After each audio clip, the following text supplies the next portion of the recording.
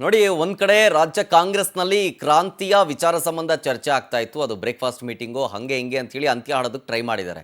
ಆದರೆ ಇದರ ನಡುವೆನೇ ಬಿಜೆಪಿಲಿ ಮತ್ತೊಂದು ನೋಡಿ, ಮತ್ತೆ ಈ ಆಕ್ಟಿವ್ ಆಗಿದೆ ರಾಜ್ಯ ಬಿಜೆಪಿಯ ರೆಬಲ್ಸ್ ನಾಯಕರು.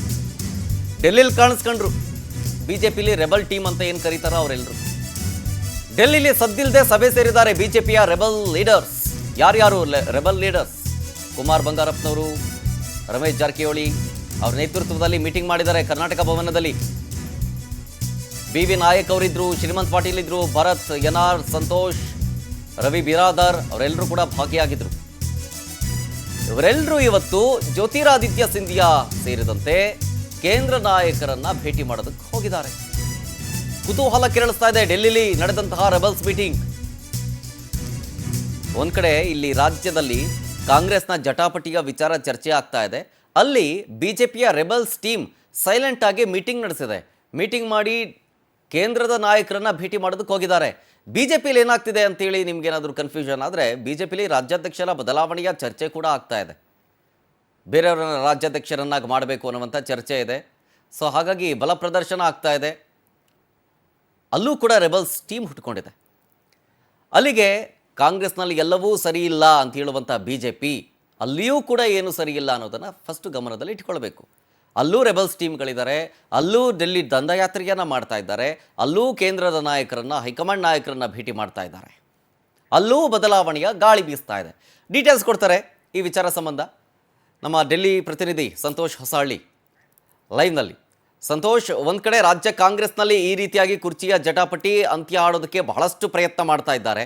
ಮತ್ತೊಂದು ಕಡೆ ಸೈಲೆಂಟ್ ಆಗಿ ಬಿಜೆಪಿಯಲ್ಲೂ ಕೂಡ ಅಷ್ಟೇ ರೆಬಲ್ಸ್ ಟೀಮ್ ಮತ್ತೆ ಆಕ್ಟಿವ್ ಆಗಿದೆ, ಮತ್ತೆ ಮೀಟಿಂಗ್ ಸೇರಿದ್ದಾರೆ ಕೇಂದ್ರ ನಾಯಕರನ್ನ ಭೇಟಿ ಮಾಡೋದಕ್ಕೆ. ಅವರ ರಿಕ್ವೆಸ್ಟ್ ಈ ಹಿಂದೆ ಇತ್ತಲ್ಲ, ರಾಜ್ಯಾಧ್ಯಕ್ಷರನ್ನ ಬದಲಾವಣೆ ಮಾಡೋ ವಿಚಾರ, ಅದಕ್ಕೇನಾ ಅಥವಾ ಬೇರೆ ಏನಾದರೂ ವಿಚಾರ ಇದೆಯಾ?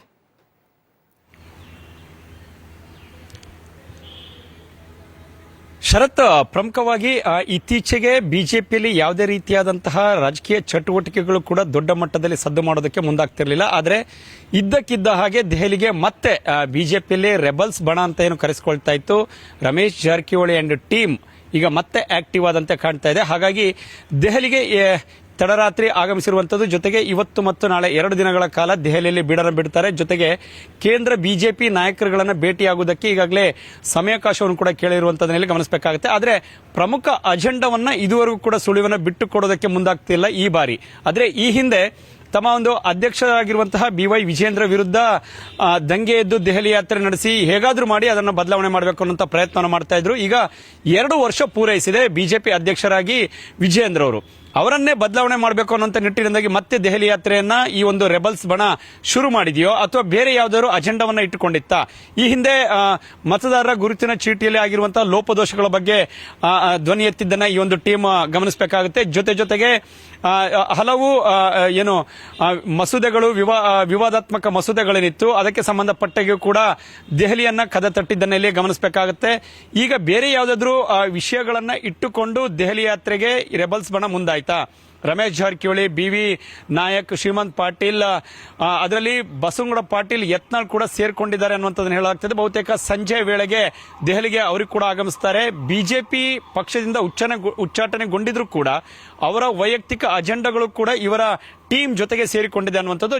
ಜೊತೆಗೆ ಮಾಜಿ ಸಂಸದ ಸಚಿವ ಜಿ.ಎಂ. ಸಿದ್ದೇಶ್ವರ್ ಇರಬಹುದು, ಎನ್.ಆರ್. ಸಂತೋಷ್, ಬಿರಾದರ್, ಹೀಗೆ ಹಲವು ರಾಜ್ಯ ಬಿಜೆಪಿಯ ನಾಯಕರುಗಳೇನಿದ್ದಾರೆ ಇವರೆಲ್ಲರೂ ಕೂಡ ದೆಹಲಿ ಯಾತ್ರೆಯನ್ನು ಈಗ ಹಮ್ಮಿಕೊಂಡಿದ್ದಾರೆ. ಬಹುಶಃ 2 ದಿನಗಳ ಕಾಲ ದೆಹಲಿಯಲ್ಲಿ ಬೀಡುಬಿಟ್ಟು ಹಲವು ಬಿಜೆಪಿಯ ಕೇಂದ್ರದ ನಾಯಕರುಗಳನ್ನ ಭೇಟಿಯಾಗುವಂಥದ್ದು. ಜೊತೆಗೆ ಇವರ ಅಜೆಂಡಾಗಳನ್ನ ಈ ಬಾರಿ ಬಿಟ್ಟು ಕೊಡೋದಕ್ಕೆ ಮುಂದಾಗ್ತಾ ಇಲ್ಲ. ಕೇವಲ ಅಧ್ಯಕ್ಷರ ವಿರುದ್ಧ ಮಾತ್ರ ಮತ್ತೆ ಸಮರವನ್ನು ಸಾರಿದ್ರು ಅಥವಾ ಬೇರೆ ಯಾವುದಾದ್ರೂ ವಿಷಯಗಳನ್ನು ಮುಂದಿಟ್ಟುಕೊಂಡು ಮತ್ತೆ ದೆಹಲಿ ಯಾತ್ರೆಗೆ ಮುಂದಾಗಿದ್ದಾರೆ ಅನ್ನುವಂಥದ್ದು ಬಹುಶಃ ಸಾಕಷ್ಟು ಕುತೂಹಲವನ್ನು ಕೆರಳಿಸ್ತಾ ಇದೆ. ಆದರೆ ಈ ಟೀಮ್ನಲ್ಲಿ ಈಗ ಬಸವನಗೌಡ ಯತ್ನಾಳ್ ಪಕ್ಷದಲ್ಲಿ ಇಲ್ಲ ಅಂದ್ರೂ ಕೂಡ ಅವರ ಜೊತೆಗೆ ಸೇರಿಕೊಂಡು ನಿರ್ಧಾರಗಳನ್ನು ಮಾಡುವಂತದ್ದನ್ನ ಇಲ್ಲಿ ಗಮನಿಸಬೇಕಾಗುತ್ತೆ. ಜೊತೆಗೆ ಹಲವು ವಿಷಯಗಳನ್ನು ಕೂಡ ಮುಂದಿಟ್ಟುಕೊಂಡು ಇದೀಗ ಎಲ್ಲ ತಯಾರಿಗಳನ್ನ ಮಾಡ್ತಾ ಇದ್ದಾರೆ. ಕುಮಾರ್ ಬಂಗಾರಪ್ಪ ಇದ್ದಾರೆ, ಹೀಗೆ ಹಲವು ನಾಯಕರೆಲ್ಲರೂ ಕೂಡ ಒಟ್ಟಾಗಿ ಸೇರಿಕೊಂಡು ತಮ್ಮದೇ ಆದಂತ ಒಂದು ಸ್ಟ್ರಾಟಜಿಯನ್ನ ಮಾಡ್ತಾ ಇದ್ದಾರೆ. ಅಂದ್ರೆ ಇವರ ಬೇರೆ ಯಾವ ಅಜೆಂಡಾಗಳನ್ನು ಮುಂದಿಟ್ಟುಕೊಂಡು ದೆಹಲಿ ನಾಯಕರುಗಳನ್ನ, ಕೇಂದ್ರ ಬಿಜೆಪಿ ನಾಯಕರನ್ನ ಭೇಟಿಯಾಗುವಂತ ಬಿ.ಎಲ್. ಸಂತೋಷ್, ಹೀಗೆ ರಾಜ್ಯ ಬಿಜೆಪಿ ಉಸ್ತುವಾರಿ RMD ಅಗರ್ವಾಲ್, ಹೀಗೆ ಹಲವು ನಾಯಕರುಗಳನ್ನು ಭೇಟಿಯ ಮುಖಾಂತರವಾಗಿ ರಾಜ್ಯದ ಬಿಜೆಪಿ ವಿಚಾರಗಳ ಬಗ್ಗೆ ಚರ್ಚೆ ಮಾಡ್ತಾರೋ ಅಥವಾ ಬೇರೆ ಯಾವುದಾದ್ರೂ ಯೋಜನೆಗಳು, ಈ ಹಿಂದೆ ವಕ್ಫ್ಗೆ ಸಂಬಂಧಪಟ್ಟಾಗೆ ಹಲವು ವರದಿಗಳನ್ನ ಕೇಂದ್ರ ಸರ್ಕಾರದ ಒಂದು ಸಮಿತಿಯು ಕೂಡ ವಕ್ಫ್ ಮಂಡಳಿಗೆ ಕೊಟ್ಟಿದ್ದನ್ನು ಗಮನಿಸಬೇಕಾಗುತ್ತೆ. ಈಗ ಹಲವು ನುಸುಳುಕೋರರ ಬಗ್ಗೆ ಚರ್ಚೆ ಆಗ್ತಿದೆ ದೇಶಾದ್ಯಂತ. ಆ ವಿಷಯದಲ್ಲೂ ಕೂಡ ಬೆಂಗಳೂರಿನಲ್ಲಿ ಇರುವಂತಹ ಬಾಂಗ್ಲಾ ನುಸುಳುಕೋರರು ಏನಿದ್ರು ಅವರ ಬಗ್ಗೆ ಕೂಡ ಮಾಹಿತಿಗಳನ್ನು ಕೊಡುವಂತ ಪ್ರಯತ್ನಗಳು ಮಾಡ್ತಿದ್ದಾರೆ. ಅಂದ್ರೆ ಪಾರ್ಟಿ ಒಳಗಡೆ ಎರಡು ವಿಂಗ್ಸ್ಗಳಿದೆ.